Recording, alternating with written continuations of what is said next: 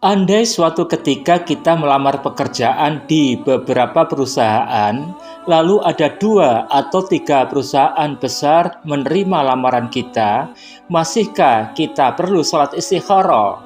Bukankah kita sudah mengetahui perusahaan yang paling baik dan profesional? Begitulah salah satu pertanyaan yang terlontar berkaitan dengan manfaat sholat istikharah.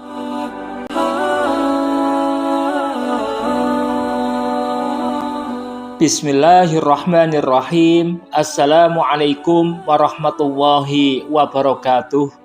Alhamdulillah wa syukurillah ala nikmatillah. Allahumma salli ala sayyidina Muhammad wa ala ali sayyidina Muhammad.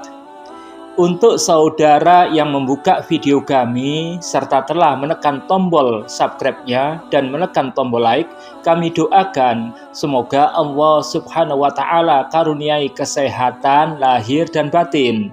Juga kami doakan semoga Allah Subhanahu wa Ta'ala karuniai keselamatan, kesejahteraan, dan kebahagiaan hidup baik di dunia maupun di akhirat kelak.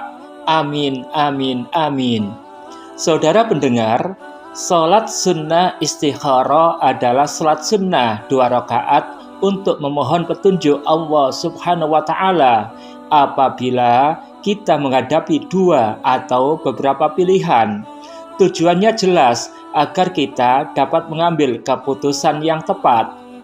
Bagaimana jika kita sudah tahu mana yang baik dan mana yang buruk di antara pilihan-pilihan itu? Masihkah perlu sholat istikharah? Perlu kami tegaskan, sebagai manusia biasa, penilaian kita terhadap sesuatu sering meleset. Sebab terkadang apa yang kita nilai baik, faktanya tidak menyenangkan. Sebaliknya, apa yang kita nilai buruk belum tentu merugikan kita. Karena itulah kita perlu istikharah dan yakinlah seyakin-yakinnya bahwa Allah Subhanahu wa Ta'ala pasti memilihkan yang terbaik buat kita. Suatu contoh, ada seorang teman menyekolahkan anaknya di sekolah menengah pertama swasta cukup favorit dan terkenal. Dalam penilaiannya saat itu, sekolah tersebut paling bermutu dan pas buat anaknya dibandingkan sekolah-sekolah yang lain. Maka anaknya pun disekolahkan di situ. Di luar dugaan, akhirnya anaknya terasing dan minder. Sebagai pelampiasannya, di rumah selalu uring-uringan dan menjadi banyak menuntut. Setelah diusut, ternyata semua teman sekolahnya rata-rata anaknya orang-orang kaya. Mereka selalu diantar jemput dengan mobil pribadi yang cukup mewah. Uang saku mereka juga berlipat-lipat dibandingkan uang saku anaknya. Praktis, anak teman saya itu sering jadi bahan olok-olok karena secara ekonomi tidak selevel dengan mereka. Ia pun tidak bertambah pinter. Itulah sebabnya apa yang kita nilai baik belum tentu membawa kebaikan. Contoh lain, ketika kita sedang mencari pekerjaan, beberapa lamaran kita sebarkan. Alhamdulillah ternyata 2 atau 3 lamaran kerja kita diterima secara bersamaan. Meski kita mengetahui perusahaan D misalnya yang terbaik, namun kita tidak tahu apakah suasana kerja dalam perusahaan tersebut pasti akan membuat kita lebih baik atau sebaliknya. Juga bagaimana perkembangan perusahaan tersebut ke depannya.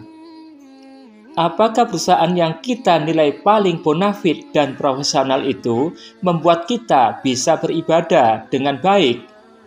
Biasanya, semakin besar suatu perusahaan menuntut loyalitas dan dedikasi yang tinggi. Demi semua itu, banyak orang tanpa menyadari memilih mengorbankan ibadahnya. Untuk itu, kita perlu melakukan sholat istikharah sebagaimana anjuran Nabi Muhammad Rasulullah SAW.